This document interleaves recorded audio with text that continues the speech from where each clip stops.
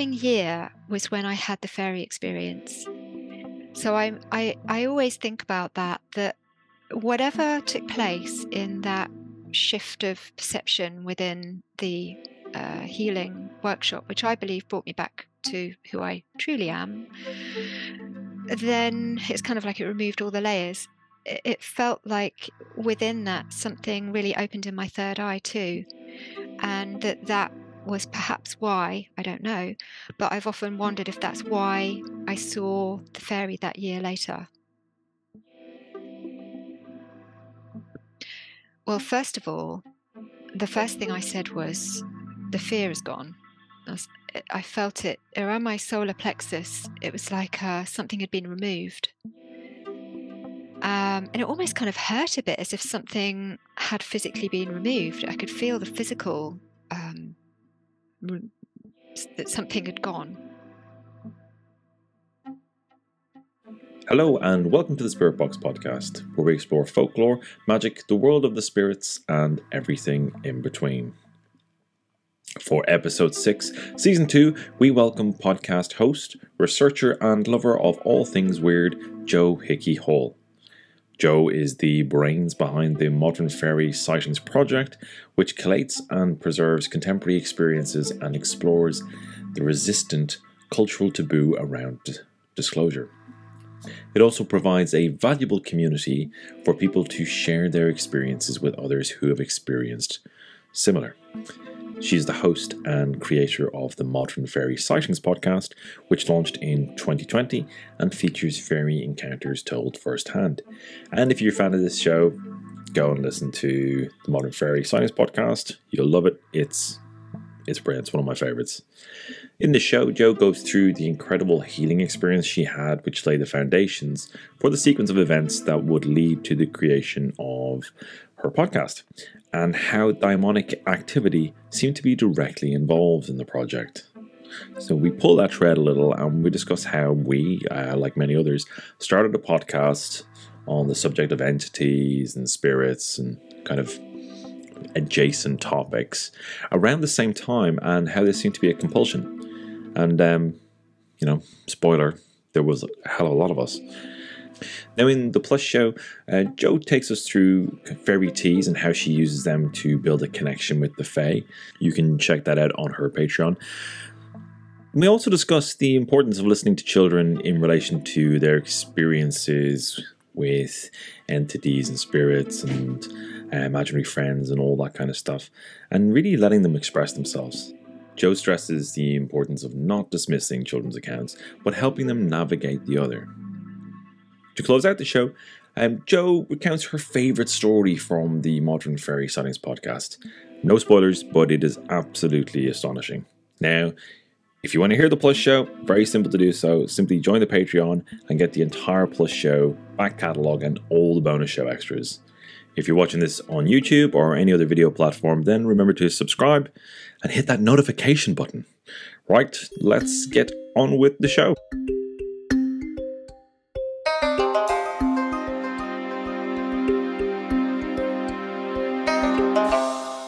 Well, Jo Hickey-Hall, you are very, very welcome to the Spirit Box. Thank you very much. I'm absolutely delighted to be here. Now, I think we broke the record for the longest preamble chat before hitting record there. We got it. Two Irish folk together, and this is what happens. Yeah, it's good. A good half an hour before we hit record, and it was good stuff. Blimey, that went quick. Yeah, they're never going to hear us, Jo. They're never going to hear us. But you're really, really welcome to the Spirit Box. I've been a follower of your work for some time now, and really enjoy your show. The Modern Fairy Sightings podcast. I probably forgot that in the right order. But when I found out about your work, and started following, I was really chuffed that somebody was doing this, and even kind of more so when I found out kind of your initial motivation was your own experiences. It wasn't just kind of curiosity. So I suppose to get kind of things moving, do you tell people a little bit about your show and about that kind of initial, the inspiration and drive to to create the show. Thank you. Oh, I always find it really, it's quite hard to know where to start. But so the show itself, in terms of when it became a podcast, that was in 2020, and I had already been running a group on Facebook called Modern Fairy Sightings, and that was born of some research that I undertook with Mark Norman when we were writing the Devon chapter for Simon Young's Magical Folk, which is an excellent book, which looks, it's kind of an academic take on fairy sightings, fairy folklore, but then there was some modern sightings thrown in there. And it goes around all the different counties in England, and it also takes in part of Ireland as well. So after I was researching that, I came back and because I'd been chatting to people about their fairy sightings, what I had noticed was that often they would be fine talking to me about this experience, but then, you know, when we stopped recording, they would say, well, actually, there's this other story, but I'd prefer if you didn't use this one. And they were much more sensitive about it. And I thought that was really interesting. And I had felt the same. And I had confided in my co-researcher, Mark, about my own experience, but I hadn't gone public with it. And when I got back to Bristol, I decided to set up the Facebook group. And it was really just a place where people could share their stories without fear of ridicule.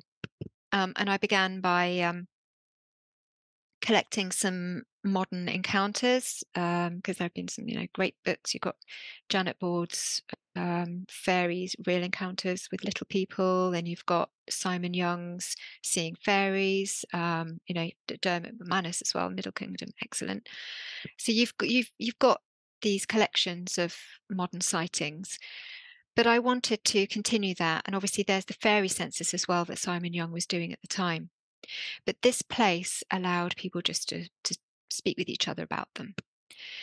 I was very mindful that we didn't get anyone that I would refer to as Egypts in there, coming in and taking the mick. Some people just can't help themselves. So there was none of that. If anyone showed the slightest amount of any shenanigans like that going on, they would just be booted out of the group. Now, I wasn't even going to talk to them about it because they were clearly not in the right group. We just wanted to get on and feel safe about sharing what we needed to share. When lockdown happened, I looked back recently to see when this all took place, and I'm so surprised because I knew that it took place around the beginning of lockdown, but it must have been almost immediate because at that time I was working for University of Bristol, so we were all working from home. I'm still working for university now, but not to do with my research, in a separate role. So we were working from home, and that meant that I could go out in the garden because we were very lucky. We had a garden space, and that year, people in Britain remember that early spring was so beautifully warm, and so I'd go out in the garden. And something else I realised now is that I was sitting under the apple tree, which I hadn't really thought about till recently. I used to sit under our apple tree in the garden, and I would meditate because people had been passing around this Deepak Chopra, I think it was called 21 Days to Abundance. And it was just, we were sharing it with each other and saying, look, just to help us get through this shock, it's a means of meditating every day, making sure that we keep each other on it, that we're meditating every day. So this is what I was listening to, and I would take myself out in the garden and I would do the meditation, and then this message kept coming through about doing a podcast. And it was just, I want to say message, what I mean is this idea kept coming to me, and I thought, well, I just had no idea how to do that. But again and again and again, I was getting this message. And so I started looking into it. Now, all of this must have happened in a very short space because within 3 weeks, I had actually started making the podcast. And I spent from just the beginning of April 2020 to November 2020 interviewing people and created 3 episodes that were fully formed, and I released it 2020. The idea was to allow people to tell their stories in their own words, and for other people who need to hear them, people like myself, to hear those stories. And, it's not just for people who have had experiences, because then people that are just interested were absolutely fascinated to hear these first-hand encounters. And what I noticed, first of all, when I was speaking to these people that had had their experiences, was that even though they had had very different encounters to me, there was this thread through them which it made them feel very similar. I recognized how how it was for them, and they recognized how it was for me, and we were able to share with each other what that was like. It's like anything that people go through in life. If it's a very sort of moving experience of some kind, or unusual, or transformative, it really helps to talk to other people who've gone through something similar. It doesn't matter what it is, any experience in life. And I really got a lot from it. And the idea also was that I would then put people together. So I speak to this person and they seem to have had a similar experience to this person. So I'll introduce them. And then it's up to them whether they want to chat, or, whether they're open to that. That's their business. But it was just a way of kind of, it's almost like a support network for people that had had these inexplicable encounters. The other thing that moved me was that when I'd had my own experience, even though I have lots of lovely friends and family, I just didn't really feel initially that I could just turn straight away to somebody and tell them what I'd experienced. It took a while I kind of had figured who that person would be, but it took a while to sort of pluck up the courage to even speak to them about it. So I felt like this was a way in which, if I created a community, people would be able to tell their story, to have somewhere to do that. So that's the project. And I have to say that, ever since day one, there's been something, it's coming through me. It's definitely not that I'm kind of pursuing this and sort of moving it along. It has its own life, it has its own momentum, and I move with that. I am kind of led by where it wants to go. Yeah, and it's always been like that. And if I always kind of check back in, I will. If it's summer, I'll go and sit under the tree again, but it's a bit cold at the moment, so I've been using the conservatory instead. I'll check back in. Um, you know, is this right? Is this okay? If I feel I need to just check back in again and make sure that I'm going in the right direction, because, as I say, this has its own direction, really, and I don't want to presume or dishonor uh, these beings in their world in any way. That's amazing. It's really, really incredible. And it's so relatable as well. Yeah. I like, it's one of those things that I have to apply some mental discipline to myself to not immediately jump in and interrupt you, because I want you to finish, and it's because I totally get what you're talking about. Like I just wanted to go, yeah, me too, me too. Yeah, you I know, do. I have to stop myself. like actually, one of my favorite things, actually, listening to your podcast, totally different subject, but I'll bring it back now. But one of my favorite things listening to your podcast is when somebody's telling you something, and they get to that kind of point, and they're like, "I was like, oh," and then I saw this. You can always hear you audibly gasp Okay. on the podcast, and I love it. I love it because I know you're genuinely living it, Yeah. and and your listeners are as well. Like I am as well listening, and I can hear you go, like, and I'm like, yeah, me too. But that whole part of inspiration and where your podcast comes from, um, that kind of like that daemon, you know, pushing you to creatively express an idea. with them, for them, whatever way it works. I totally understand that, and I think something happened around that time. I don't know what happened.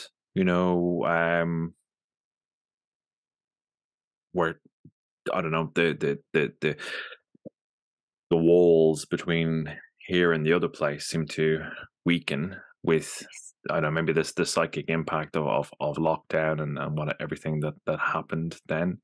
Um, but I know there's a friend of mine, Mana Aylin. She does the Real Witches of the End Times podcast. She started, like, she's my podcast sister, but we started on the same day, and about since become really good friends. She has some very interesting experiences. With fairies following her around. But similar things, that kind of inspiration comes, and I loved how you talked about that understanding that it's not you, it's something else. How you talk about that voice and how it comes to you. It it it belays an awareness that it's not you. It took me a very long time to get that, to understand that. How did that develop for you?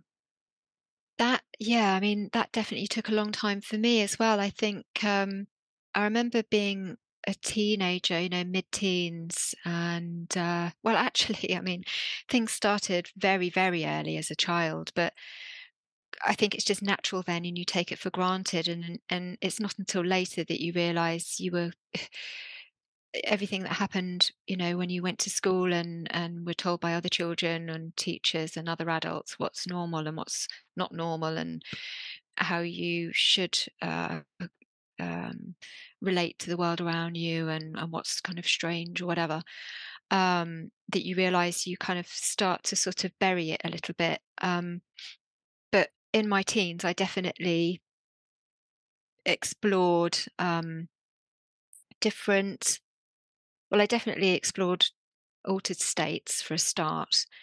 And I started becoming interested in things like, using crystals and dream journaling and all that sort of thing. And I got a lot, especially from the dream journaling.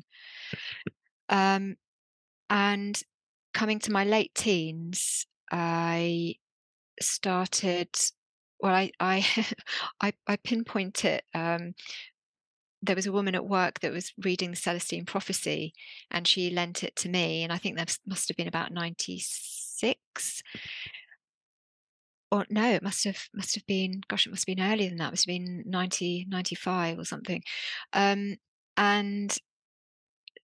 I had read that, and it's made absolute sense to me, and it's a total sort of cheeseburger of a book, but it was, when you're younger, and it spoke to me. It really did speak to me.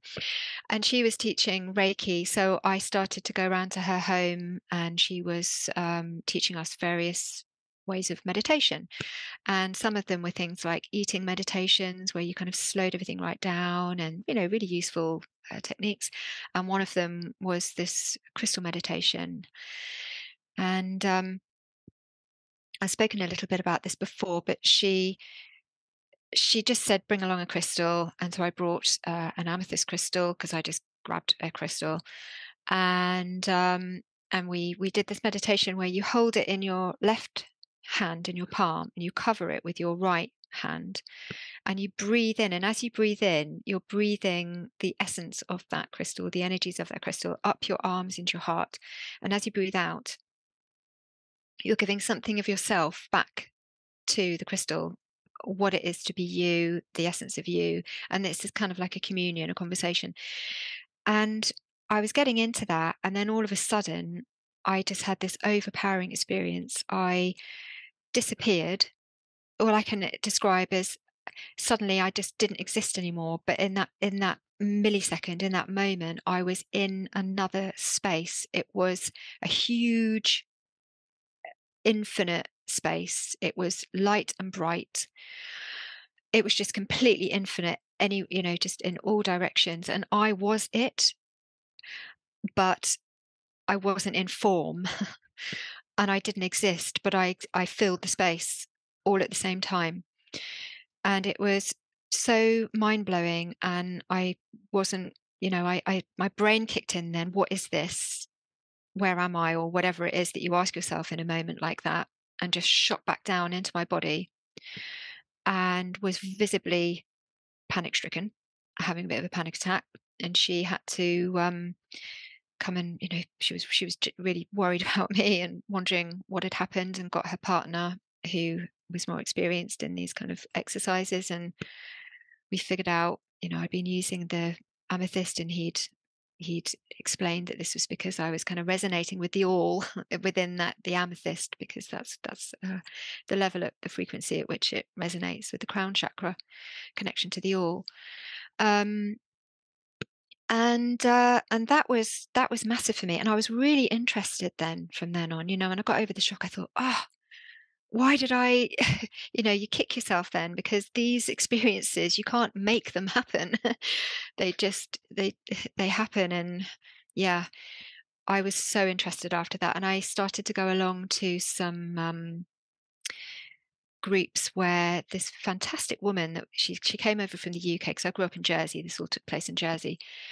She used to come over, and there would be a small group of maybe about sort of 8 people or something like that, in a very comfortable lounge. And she would teach us all manner of techniques, very basic healing techniques, cleansing auras, and things about astrology and past life regression, energy medicines, Bach flower remedies, and a lot of meditation practice. We did things like, we would go and meet our guide, and we would go into various kind of visualizations. And I really got a lot from it.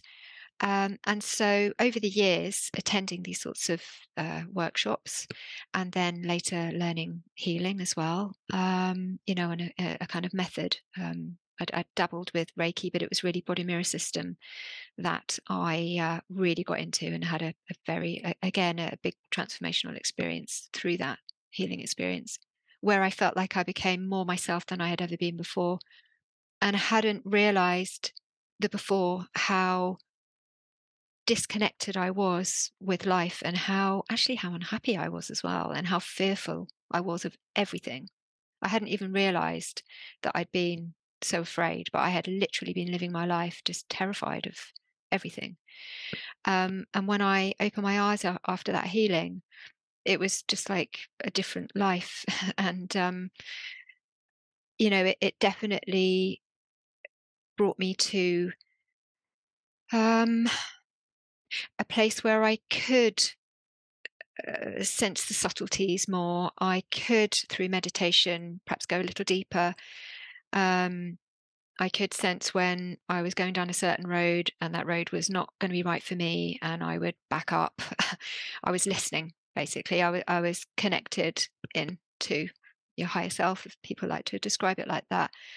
And with that, I suppose you are then tapping in, or remaining open to connection with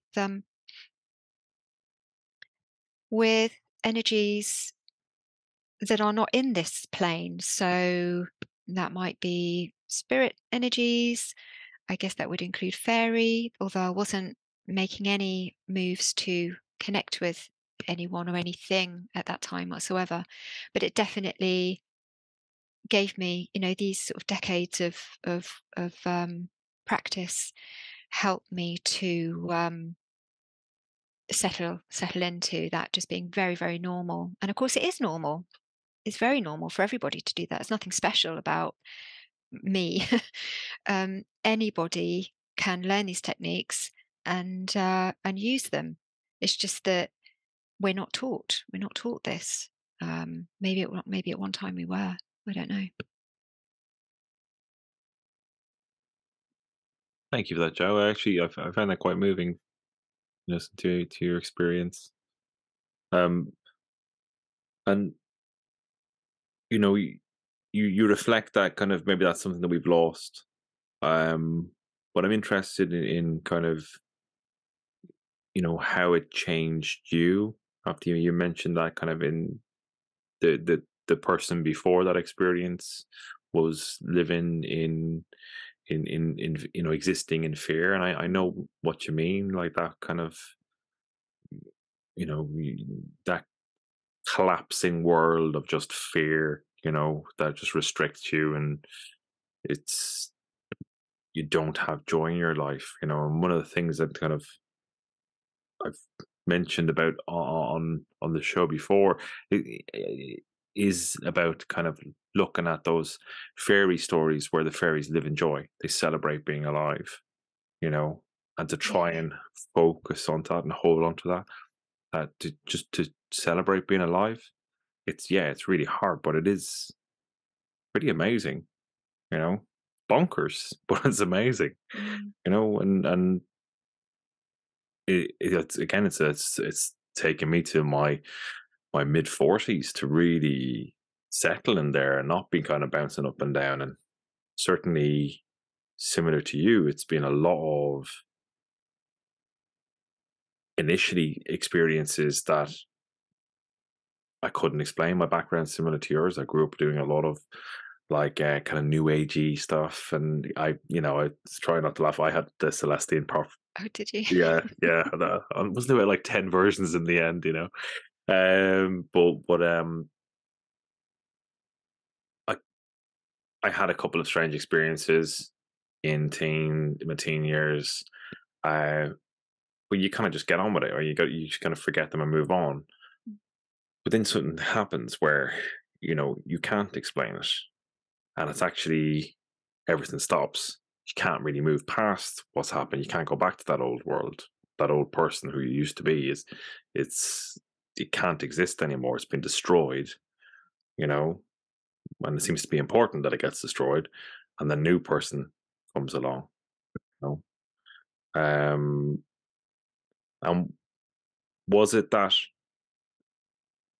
like, that experience you had when you saw a being? Was that the moment where everything changed, or was it accumulation of things? It was a year before that, interestingly. Um, the the point when everything changed was, so I had gone over to the body mirror system, a workshop to learn this healing technique.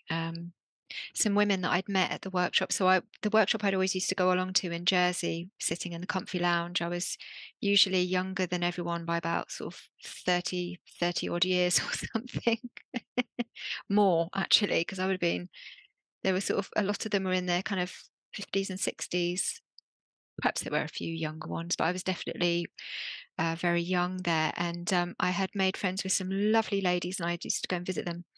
And one of them had come back from this healing workshop, and she lent me, I think it was a tape even at the time, a meditation tape. And I started listening to it, and it was a very nice tape that led you through the chakras, and there was some beautiful music in the background, sitar music. And the guy that was reading the meditation, there was something about his voice, and I was very drawn to it.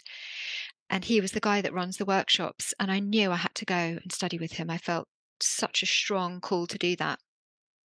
And so in 2005, I did. And in the workshops, and this still happens to this day, as you're learning, as they're teaching the people in the class, somebody has to sit as a guinea pig on the chair while they say, right, you do this, then you do that, and blah, blah, blah, and they actually carry it out there and then. And they call it the magic chair. And he says, right, I'm going to turn my back. And when I turn back round, somebody's going to be sitting in it. And at one point through the sort of 4 or 5 day workshop, I found myself getting up and sitting on that chair. And I was kind of there, like I said, just like, oh, well, I'm going to learn this new technique, and that's going to be interesting. And I wasn't really there. I hadn't specifically gone there to heal anything. But he just lays his hands very gently at certain points in your body where the chakras are, and you're just sitting on a chair with your eyes closed, and you're just remaining open. And I think it took around 20 minutes. And when I opened my eyes, well, first of all, the first thing I said was, the fear is gone. I felt it around my solar plexus. It was like something had been removed. And it almost kind of hurt a bit, as if something had physically been removed. I could feel the physical, um, that something had gone, but it was the feeling. It was kind of, it was unmistakable. And the other thing was that I could see very clearly.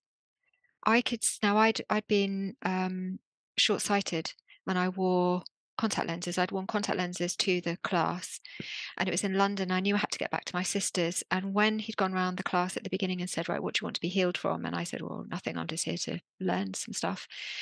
He said, well, look, you're here, you're all going to be giving and receiving 5 healings. Then, you need to think about whatever it is in your life that's not working perfectly for you, and ask for healing for that. And for a start, I can see on that particular day I was wearing glasses. He said, you're wearing glasses. That's something to heal. You like to see perfectly? Well, yes, that would be nice. Okay, so remove your glasses.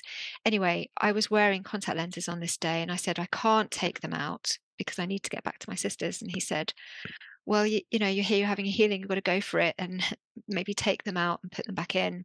I took them out and they ripped. One of them ripped, so I knew I couldn't put it back in. So I just had to go for it. So when I opened my eyes after the healing and with no contact lenses in, I could see everything. I could see the leaves on the trees.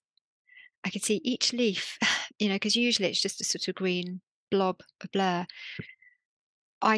When I was walking down the road afterwards, I could see the people's faces on the other side of the street. I could see their features, whereas usually it would just be, a blob in their clothes. And so I had this physical shift in perception of the world, but it went deeper than that. Everything, how I related to everything around me completely changed. It was almost like, and people said I looked different as well. That was the interesting thing. They said that they could see my face, although as if before I was obscured in some way. They couldn't quite see me. And if I went into a shop or something like that, I was finding that even just the people in the shop were responding to me in a completely different way. I was just having a completely different experience of being in the world. And it was really trippy. In fact, I had a very weird experience happen on the way back to my sister's that night. I went through oh gosh, I can't remember the name of the St. Pancras. That's right, St. Pancras. And they were doing a lot of work at the time, and so I was walking in a huge crowd of people, and I was just buzzing because it was just like tripping or something. It was unbelievable. It was just amazing. I was walking and suddenly the people behind me moved back. So there was only a huge crowd of people. People behind me moved back. The people in front moved forward. I suddenly just found myself walking alone in a huge crowd of people. And this train person, so they were in full uniform, sort of train station uniform of some sort with a hat. He was just there in front of me and he leant forward and did this, namaste. And before that weekend, I didn't even know what namaste was actually, because this was a new thing for me, the whole namaste thing. We hadn't kind of covered that in Jersey, clearly. and, and it was just like the universe just went, poof. And I got on that train and it was like I wasn't actually properly in the physical world. We were going by and it was almost as if things were pixelated. Everything that I was feeling, it was almost like I had one foot in another world. And from then on, I came home and all of the things that were difficult in my life had shifted. One of the things that was, something when the teacher Martin Brofman had said, surely there's some things in your life you want to heal. One of them was that I needed somewhere to live. I was staying with some family, and I needed my own place. I was on my own with 2 young children at the time as well. I really needed my own place. And I came back and there was a letter on the stairs, and my mum had been so lovely. She'd sort of arranged my post as it would come in. I opened this letter, and it was from, the government in Jersey saying, "We have this home for you. Would you like to come and see it?" And the date was the following day. So I'd got back, there was a letter. I went to see it, and I moved into the home, this new home, not long afterwards. So it was almost like what had happened in that weekend, something had been unlocked.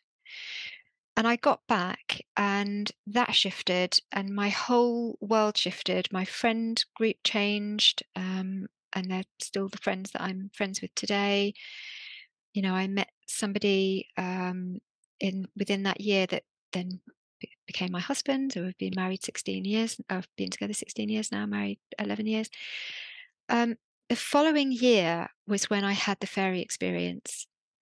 So I always think about that whatever took place in that shift of perception within the healing workshop, which I believe brought me back to who I truly am, then it's kind of like it removed all the layers. It felt like within that something really opened in my third eye too, and that was perhaps why, I don't know, but I've often wondered if that's why I saw the fairy that year later. I was with my husband by that point. We'd been together some months, so a lot of things were happening in my life. But yeah, that was massive. And I mean, it just sounds. It just I realise to people how absolutely fantastical that all must sound, and to me it does as well. Looking back, it was just completely amazing. And what I found really amazing is that why don't we know about this? Why don't we know how why don't we know these techniques? Why aren't we teaching them in schools? Why aren't we open to these ideas?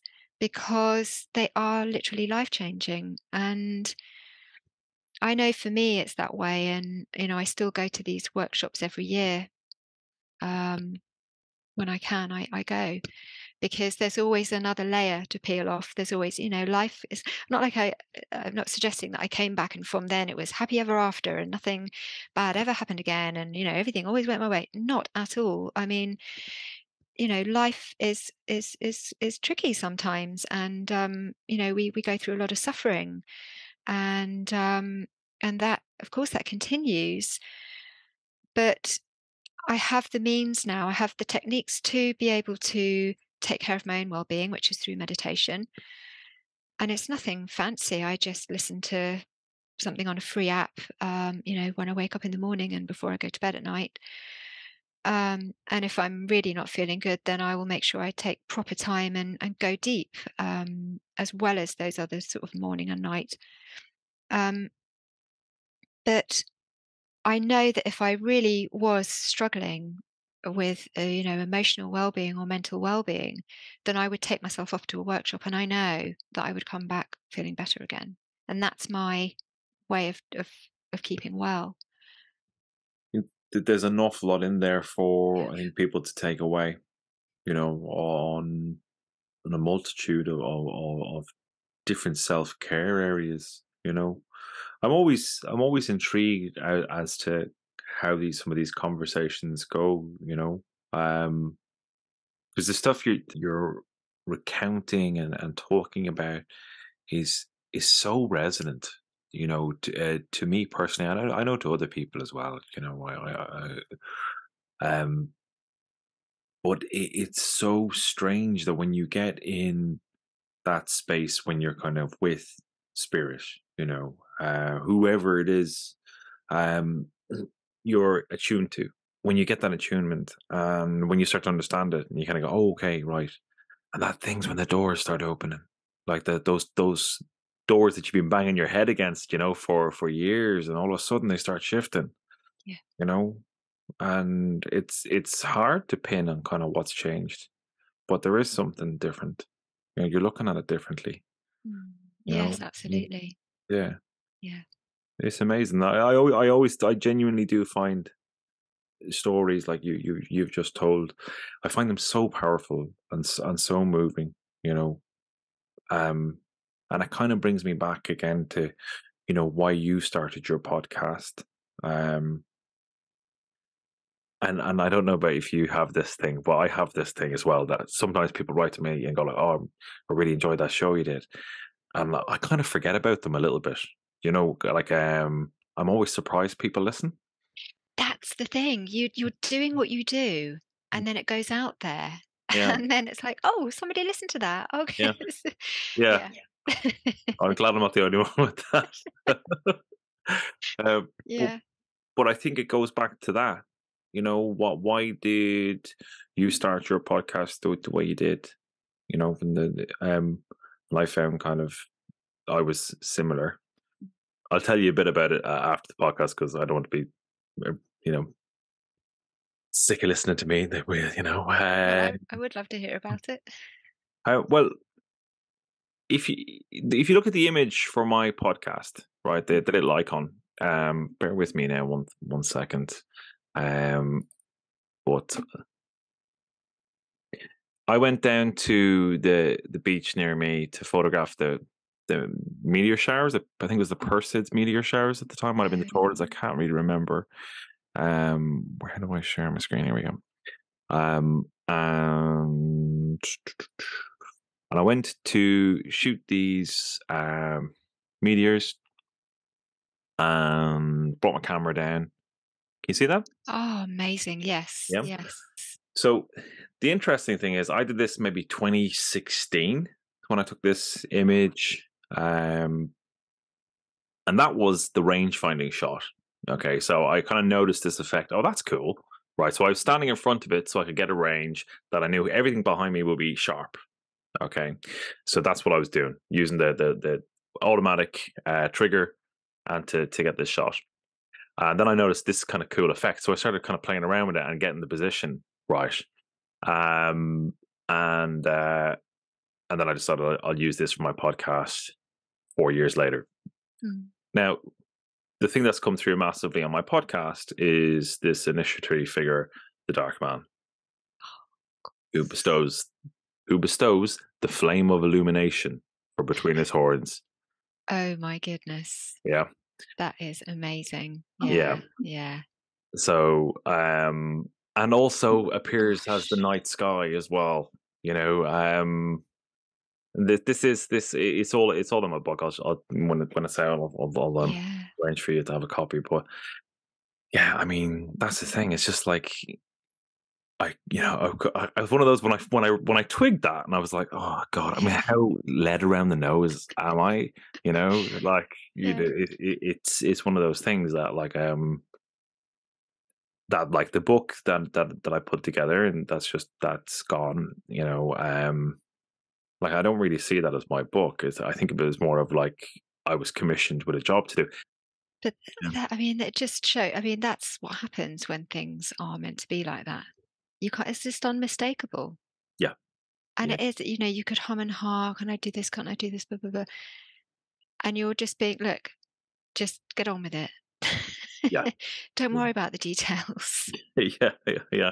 Yeah. It's so true. It will once you kind of seem to step into the right space, the stuff will Mm. come. Yeah. Yeah, it's potent stuff, isn't it? Yeah. I must say it is lovely to chat to you about this because it does feel we've got the kind of similar background in those areas, but there's a bunch of others. There's a bunch of other people with very similar things, and it Mm. seems to be something around that time. It's very true because one thing I wanted to say was that I found the same thing. I was talking to other people that do podcasts like us, and 2016 seems to be a starter as well because a lot of us did something around 2016, which then laid the groundwork for what happened in 2020. And it Mm, sounds like that's what happened with you as well. yeah. Um, there was Claire Casely, who does fairy whispering, Kate Hegel Ray, and actually I spoke to Neil Rushton in 2016.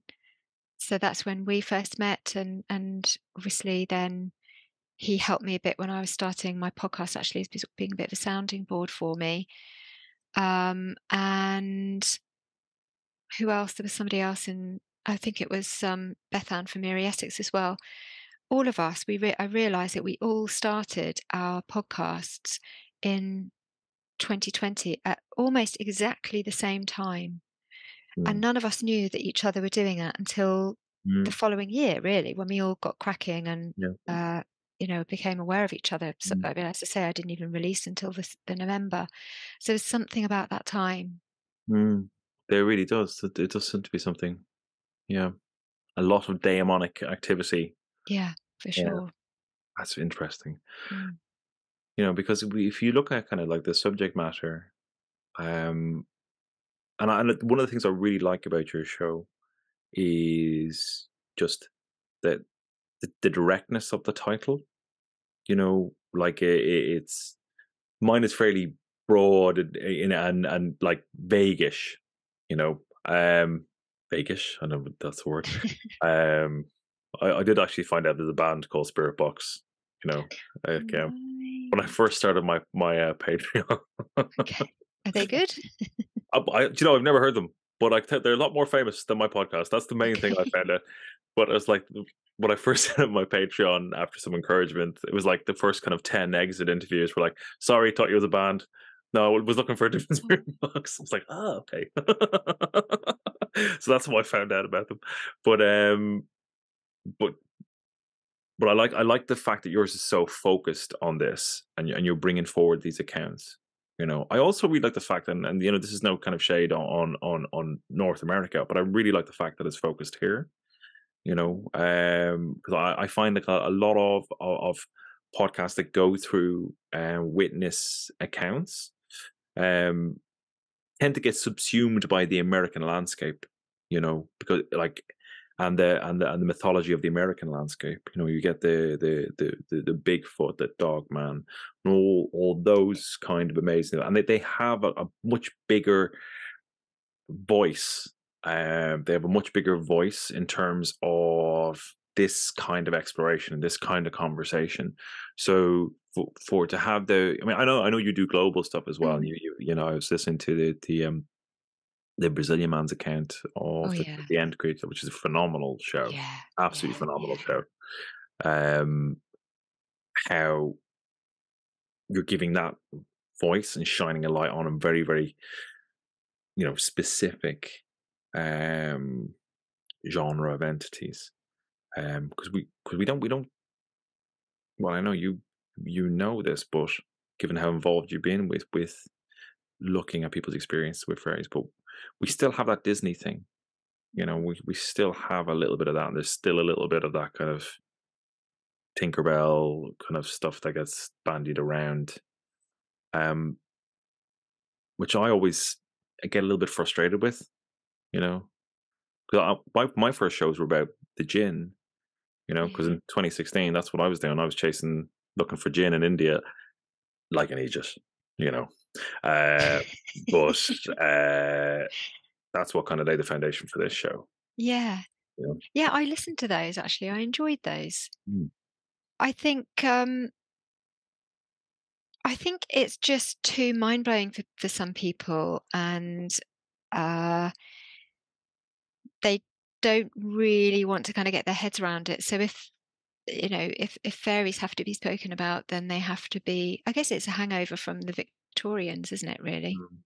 We want to package them into sort of being these passive, cutesy creatures that we can admire as, as stories, and but we don't for a moment consider that they may well be maybe they're even part of who we are. It feels like they are. We're connected in some way.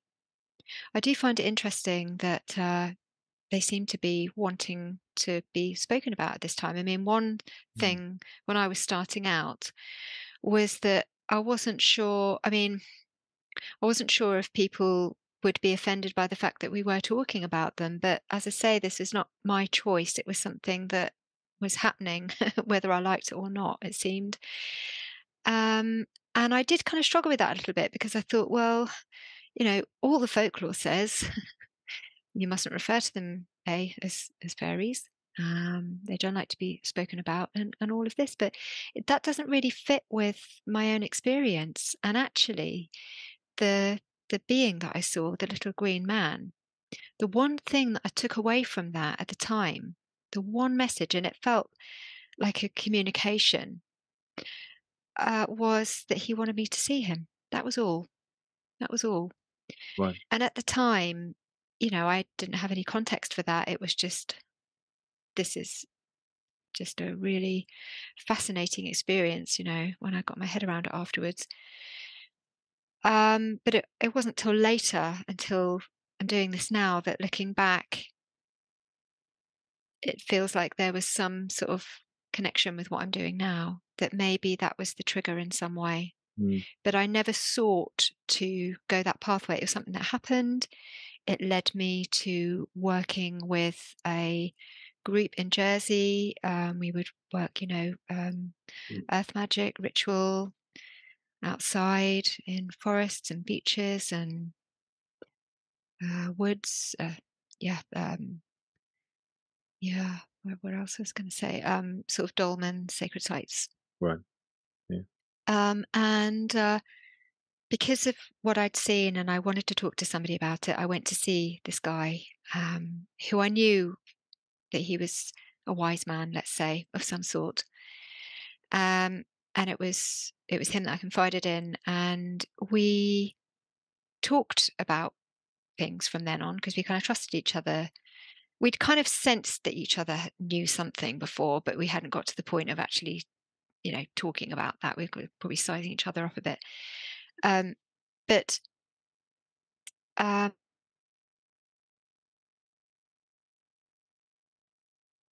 can't remember what I was talking about.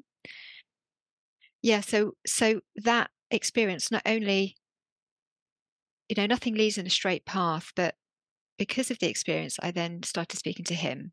And then we started working outside together, and then really getting into some deep, powerful ritual, which I absolutely love. And, so it kind of led me to that path. And then when I did want to come to Bristol to study a master's with Ronald Hutton, because of course he was and is one of the top pagan experts in the world, and I saw that he was doing a study on the witch. He was doing the research for his book, and they were looking for for researchers that had a master's, and I didn't. I only had a degree. And so I said, to my husband, look, really love to try for a master's, and managed to get a scholarship for it and everything. It was just quite incredible how it all happened. But we came across, and I came across with the idea of looking at dolmens and ritual. That's what I wanted to look at. And it was him, with no knowledge of any of my previous experience, that said to me, I think you should look at the she. So, and I did. It was going to be too difficult to sort of look at the rituals and landscape at that time, for a number of reasons. So, again, it sort of led me back to the Fae, and I joined the Folklore Society because Ronald suggested it would be a good thing to do, and met some great people. Joined the Neuro Researchers Society, and then was a New Researchers Group, and then was asked to write this chapter for magical folk. So again, sort of being led back to fairy research. So it's interesting. It's not a path that I have sort of set out. Right, I'm going to do this, going to do that, and it's going to be about fairy. I've always gone off doing one thing, and it's led me back to fairy. So I do find that interesting. And I have to say, I'm sure you feel the same. There's nothing else I would rather be doing. I mean, I love what I'm doing, even if I'm absolutely exhausted, and I am a lot of the time, because it's hard work, isn't it? But you'll still be there at midnight, and you'll still be working away, because it means so much. And you will get out of bed at, goodness knows what time in the morning, because you want to, do those interviews, edit, and it's I feel most alive when I'm working on the project. It Yeah. really does feel like that. Or the time just disappears, just goes. You know. Interesting though. Do you ever find it like? Does it ever hurt?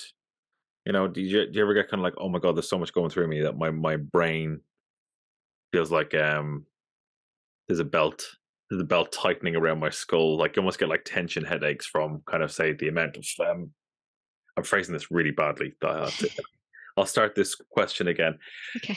When you're in that space where you know you're in the zone, you're in that kind of flow state, and it's going really easy, and you enjoy it, and I know exactly what you mean. You get into that space, and you're like, Jesus, 3 hours gone by. Wow, that's amazing.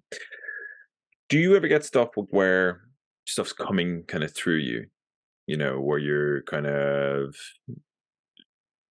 for want of a better word, we're being a vehicle for something. Definitely. Right. I found sometimes when that happens, I'm shattered, like afterwards, like I'm like proper knackered, like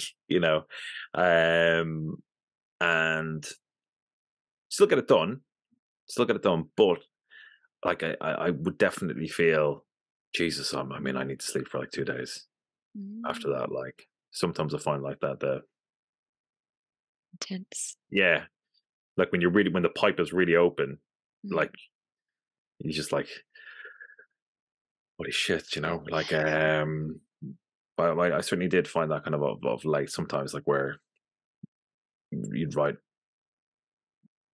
5,000 words that you in 2 days that really wasn't on your initial plan, but it all comes through, and it's like actually better than the stuff that I've written. Yeah. No, I totally recognize that. I don't tend to feel exhausted by it. I think I often feel, if anything, I actually feel energized when that Right. happens. Yeah. But I do recognize that it's sometimes it's when I'm either writing the notes for the show, but more recently because I'm writing the book, and it happened just the other morning. I had a bit of time, so I started writing. I wasn't really sure where I was going with it, to be honest, because I was getting some ideas down, and then something else took over. And I recognize it because it's happened before. And yeah, you're right, it's really good stuff when that happens. And yeah, I very much enjoy that. It just flows, and you're not using the part of your brain that you do when you're sitting down to write. Something else. It's an unconscious flow that comes through, and so I'm very mindful not to kind of question what's coming through. I will just let that flow and then read it afterwards. I trust it now, rather than stopping and letting my rational part of my brain kick in. I will recognize it and use it because that's really helpful. For everybody who wants to find out more about your podcast, about I know that you're Patreon, and you mentioned the tea ceremony work you do. Where's the best place for them to find you? Thank you. So I am at scarletofthefae.com.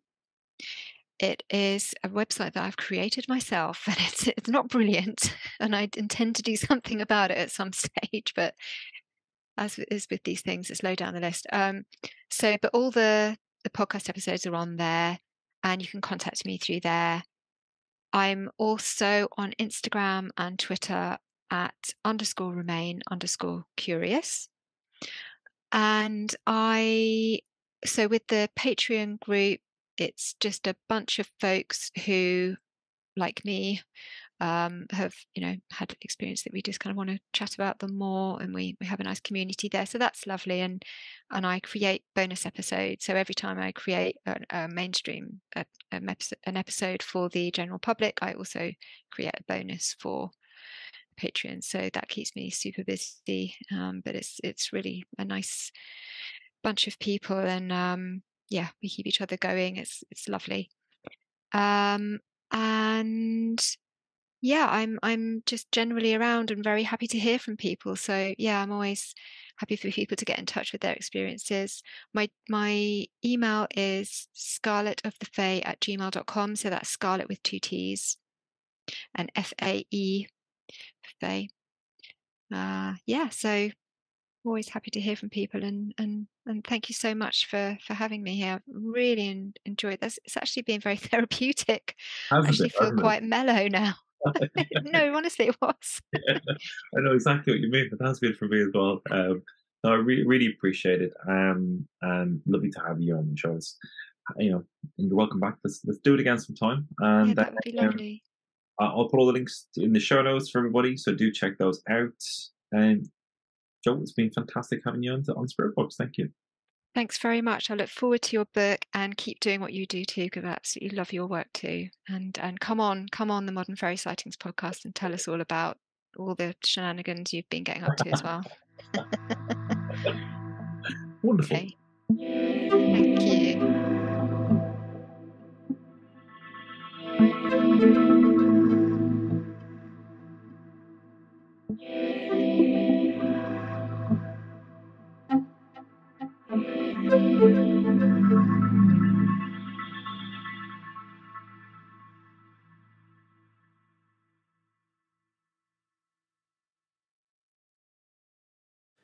Thank you, Jo. I really enjoyed that conversation. We had a fantastic chat, some of which we didn't release, but I know we'll catch up again soon.